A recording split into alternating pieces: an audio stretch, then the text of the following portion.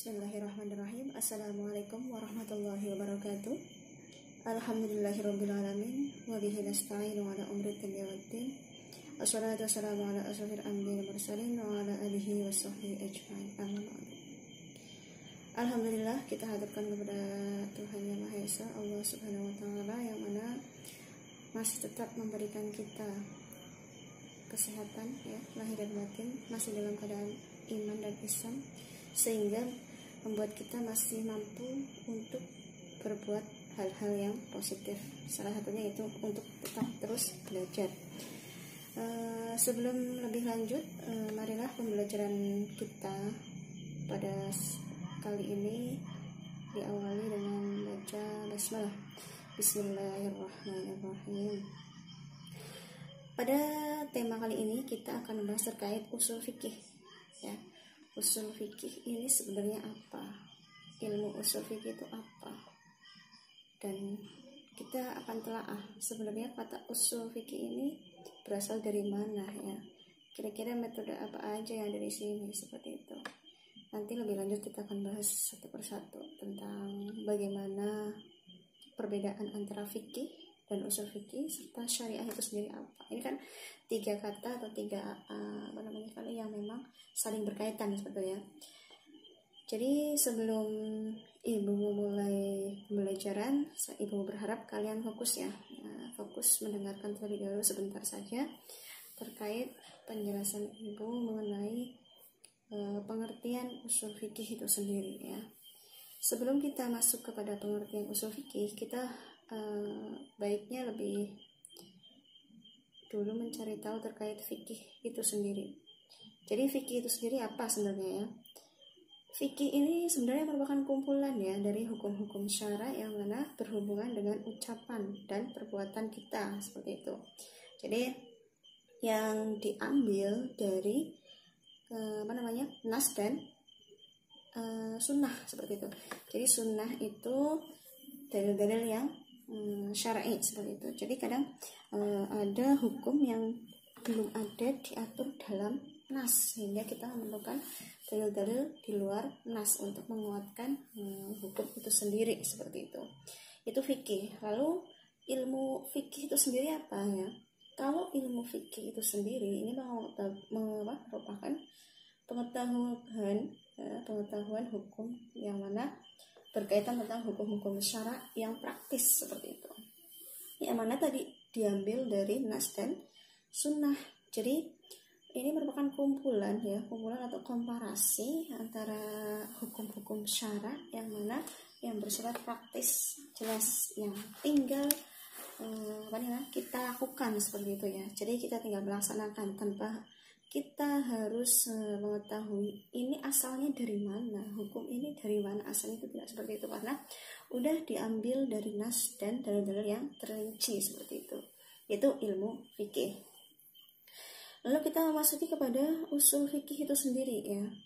Jadi usul fikih itu apa sebenarnya? Usul fikih ini merupakan pengetahuan tentang berbagai kaidah dan bahasan yang menjadi sarana untuk mengambil hukum-hukum syara ya, yang mana mengenai perbuatan manusia dari dalil-dalil yang terinci. Ini jadi masih terkait berkaitan antara fikih dan usul fikih. Jadi di sini usul fikih ini merupakan himpunan juga ya, himpunan kaidah dan bahasan yang menjadi sarana untuk mengambil dalil hukum syara mengenai perbuatan manusia dari dalil-dalil yang terinci. Jika tadi yang disebut dengan ilmu fikih itu merupakan pengetahuan hukum tentang hukum-hukum yang praktis ya, jadi sudah jadi, kita tinggal melaksanakannya, seperti itu ya. Tapi kalau usul fikih ini bisa kita sebut dengan merupakan sebuah metode ya, atau himpunan yang mana suatu kaidah ini dan bahasannya ini untuk menuju hasil yang mana hasil itu disebut dengan fikih ya. Jadi bagaimana caranya kita menghimpun kaidah-kaidah seperti itu ya, untuk menjadi sarana mengambil hukum atau dalil-dalil syara itu sendiri, yang mana mengenai perbuatan manusia dari dalil yang terinci, seperti itu. Gampangnya gimana ya? Jadi kalau fikih itu merupakan produk dari usul fikih, seperti itu ya. Jadi tanpa adanya usul fikih atau asal muasal atau pengetahuan tentang kaidah-kaidah yang mana akan mempermudah kita untuk menentukan ilmu fikih itu sendiri atau fikih itu sendiri, seperti itu. Ini pengertian dari usul fikih dan ilmu fikih itu sendiri ya. Sebelumnya semoga masih fokus ya mendengarkan Ibu, seperti itu. Kita masuk kepada pengertian menurut tokohnya bagaimana. Misal kayak Imam Syafi'i ya. Imam Syafi'i ini bahas tentang ilmu usul fikih ini. Beliau mengungkapkan bahwasanya al-ilmu bil ahkamis syar'iyyah min adillatiha tafsiliyah ya. Jadi yang mana ilmu usul fikih adalah ilmu yang membahas tentang hukum syara yang berkaitan dengan amali ya. Amali, yang mana apa itu amali? Itu perbuatan yang diperbolehkan, yang diperoleh atau yang diperoleh dari secara terpencil. Al-ilmu bil ahkami ya, ilmu yang bahas tentang hukum syara. Asy-syar'iyyah min adillatihan tafsiriyati, ilmu yang bahas tentang hukum syara yang berkaitan dengan amal perbuatan yang diperoleh dari dalil secara terperinci. Ini menurut Imam Syafi'i ya. Kalau menurut jumhur ulama ya, menurut jumhur ulama dia mengutarakan bahwasanya ini adalah al-qawaidul lati tusilul bahsa ya fiha ilas tinbatil ahkam min adillatihat tafsiriyat, yang mana al-qawaidul lati tusilu bahsa ya, yang mana sejumlah kaidah yang mengkaji dan membahas proses istinbat hukum syara melalui adillatihat tafsiliyah ya, dalil yang terperinci, seperti itu. Ini pengertian menurut jumhur ulama. Kalau Satria Effendi ini berbeda lagi, beliau lebih kontemporer ya karena ya. Menurut beliau hukum Satria Effendi ini, usul fikih ini apa ya? Menurut Effendi itu beliau mengungkapkan bahwasanya ma'rifatu dalailil fiqhi ijmala wa kaifiyatil. Kemudian Satria Effendi juga memberikan pengertian terkait usul fikih itu sendiri ya, yang mana beliau mengucapkan bahwasanya ma'rifatu dalailil fiqhi ijmala wa kaifiyati al-istifadati minha wa halil mustafidi, yang mana mengetahui dalil-dalil secara global dan cara penggunaannya, serta mengetahui keadaan orang yang menggunakannya. Siapa yang menggunakannya? Yaitu para mujtahid ya, seperti itu. Itu terkait pengertiannya baik usul fikih maupun fikih itu sendiri. Lalu kemudian objek dari usul fikih sama fikih itu apa sih objeknya ya? Kalau fikih merupakan perbuatan mukallaf ya, seperti apa itu mukallaf? Ya orang yang Islam, balik dan akal. Jika kita tinjau dari segi hukum syaraknya, nanti kita akan mengetahui bahwasanya hukumnya itu apa, wajibkah, sunnahkah, haramkah, atau mubah, seperti itu. Sehingga yang dibahas oleh para fakih itu seperti ini jual beli ya, mukallaf, terus sewa menyewa, itu juga masuk dalam pembahasan fikih. Pegadaian ya, perwakilan, sholat, puasa, haji, pembunuhan, tuduhan zina, pencurian juga masuk, ikrar juga ya. Ikrar apa? Segala ikrar ya, ikrar dan wakaf juga masuk ke dalam objek dari fikih itu sendiri. Kenapa demikian? Kenapa masuk menjadi objek fikih? Karena supaya ia mengerti tentang hukum syara itu sendiri. Jadi perbuatannya itu hukumnya apa ya? Itu kalau fikih ya. Berbeda dengan objek dari usul fikih. Objek dari usul fikih itu udah jelas ya, dalil syar'i ya, yang sifatnya umum. Kalau ditinjau dari segi ketetapan-ketetapannya, ini bersifat umum pula seperti itu. Jadi kalau fikih itu kan otomatis langsung khusus hukum puasa, hukum sholat, hukum berhaji, hukum pembunuhan, ya itu udah jelas. Tapi kalau dalam usul fikih ini hanya bersifat umum, yang mana merupakan ketetapan saja seperti itu. Jadi nanti anakannya dari usul fikih ini disebut dengan fikih, ya sudah khusus, sudah menjadi sebuah hukum dari segala perbuatan seperti itu. Jadi yang mana makanya orang atau pakar usul fikih ini yang dibahas adalah membahas terkait kias dan kehujahannya, tentang dalil am dan yang membatasinya juga, terus tentang pemerintah atau perintah, maksud saya perintah itu apa, amar ya, dan dalahnya itu seperti apa. Seperti itu salah satu contoh dari objek usul fikih. Kalau lebih mudahnya ya usul fikih itu membahas segala sesuatu ya, atau menjadi perangkat yang dibutuhkan oleh para fakih untuk terhindar dari kesalahan dan peristimewa hukum. Jadi seorang fakih menentukan hukum puasa, hukum pegadaian, hukum sewa menyewa, hukum puasa, hukum pembunuhan, tuduhan zina, ya haji hukumnya apa, sholat hukumnya apa, itu beralatkan dengan usul fikih biar tidak tersesat ya, karena acuannya dasarnya adalah seperti itu, mengambil dari kaidah-kaidah yang ada dalam usul fikih. Itu objek dari fikih dan usul fikih. Lalu tujuannya apa sih sebenarnya kita mempelajari usul fikih itu sendiri ya? Kalau Abdul Wahab Halafi ini sih mengharapkan kita mampu ya.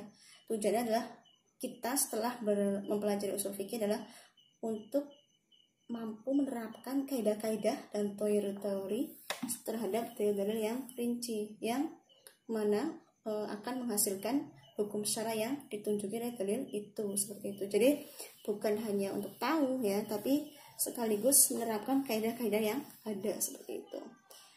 Kalau menurut Wahbah As-Suhaili atau dikenal dengan Wahbah Suhaili ya, ini beliau memberikan pengertian bahwasanya atau memberikan tujuan untuk kita semua. Tujuannya apa untuk mempelajari usul fikih? Yang mana kita diharapkan mampu atau memberikan kemampuan ya para mujtahid untuk menerapkan kaidah usul fikih seperti itu, guna memperoleh hukum syara amali dari dalil-dalil yang terperinci seperti itu. Dalil-dalil yang ada ya, itu kita telaah seperti itu menggunakan usul fikih atau ilmu usul fikih ya, dengan adanya kaidah-kaidah yang ada dalam usul fikih seperti itu. Satria Effendi ya, berbeda dengan Satria Effendi, beliau adalah seorang yang memang udah terkini ya, tokoh terkini ya. Menurutnya adalah bagaimana tujuan yang ingin dia capai, yang harus kita capai untuk setelah mempelajari usul fikih. Yang mana pertama itu mengetahui dasar mujtahid masa silam ya dalam membentuk fikihnya. Jadi bukan hanya soal kita mengamalkan seperti itu ya, tapi juga kita tahu begini caranya para mujtahid menghasilkan atau menciptakan, bahkan memutuskan hukum puasa, hukum sholat dan sebagainya. Ternyata begini ya. Ini yang diharapkan oleh atau yang dimaksud tujuan dari usul fikih menurut Satria Effendi.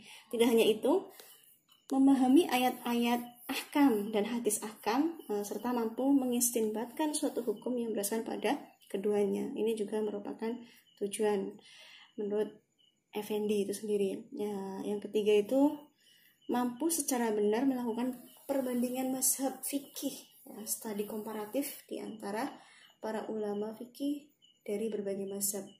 Tidak hanya mengetahui dasar mujtahid mengambil hukum sesuatu dan memahami ayat-ayat ahkam serta hadis-hadis ahkam, tetapi juga tujuannya adalah untuk mengkomparasikan ya.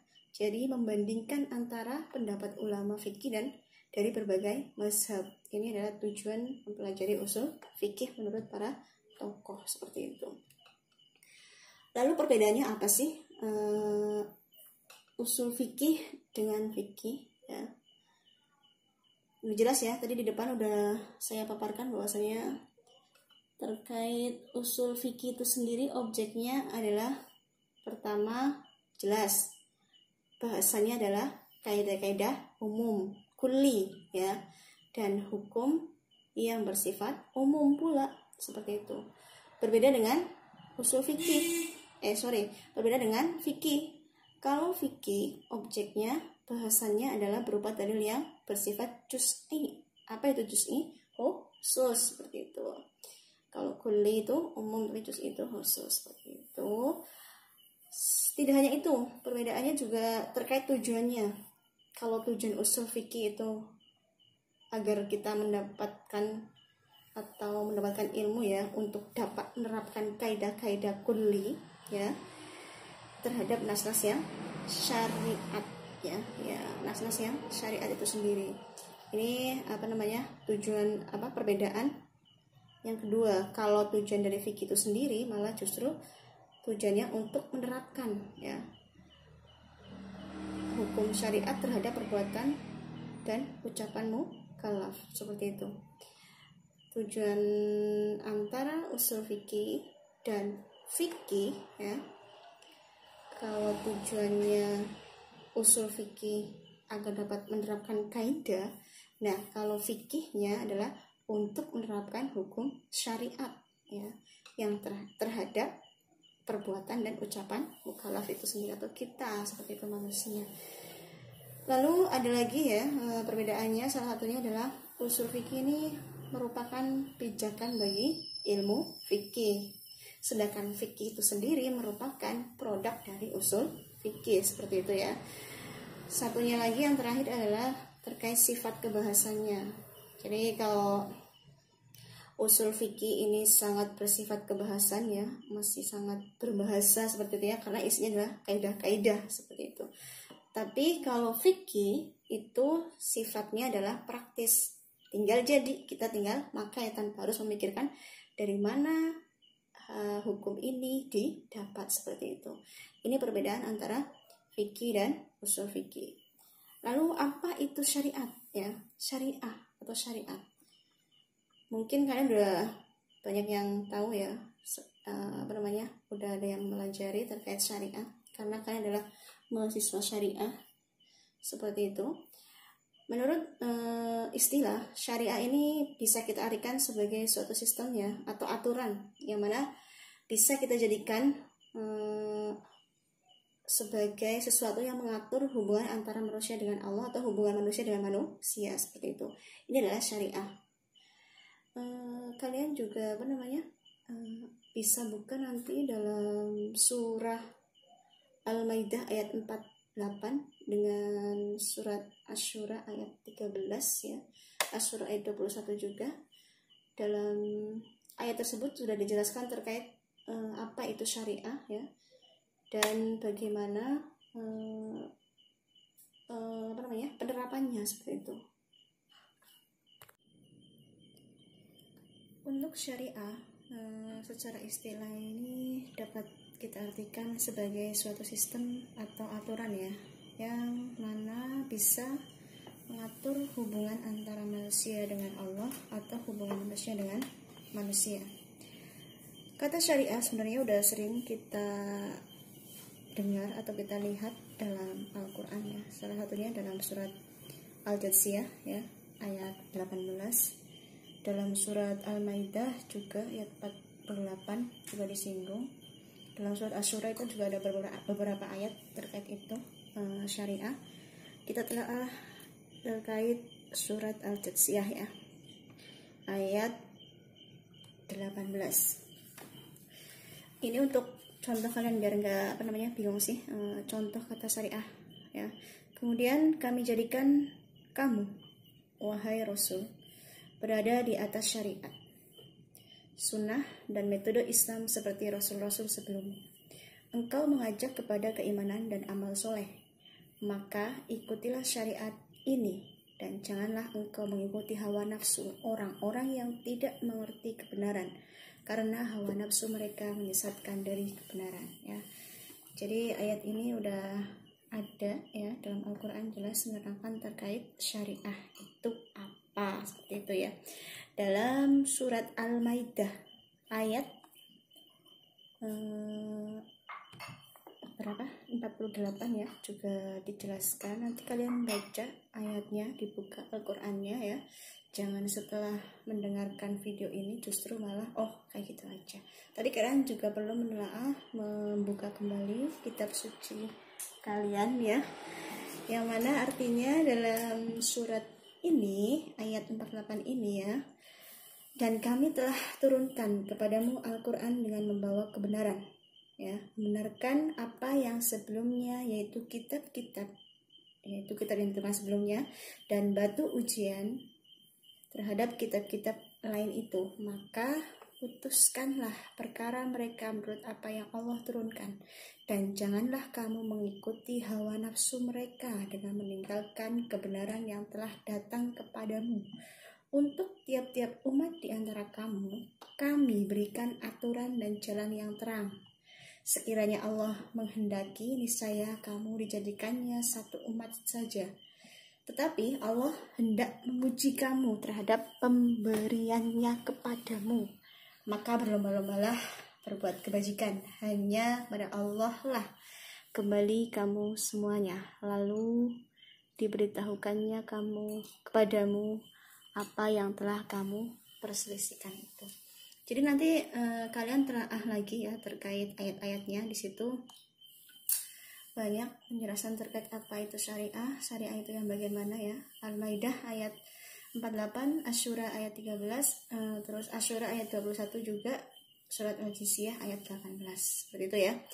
Di sini kita bisa menyimpulkan dari usul fikih sama syariat.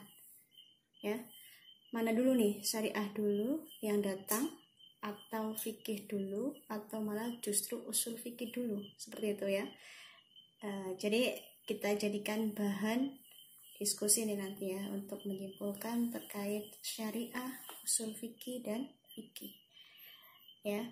Dimana usul fikih tadi sebuah metode, dan fikih itu merupakan produk, syariah itu sebagai syariat atau sesuatu yang telah diajarkan pada atau oleh Nabi atau yang ada dalam nas, seperti itu ya.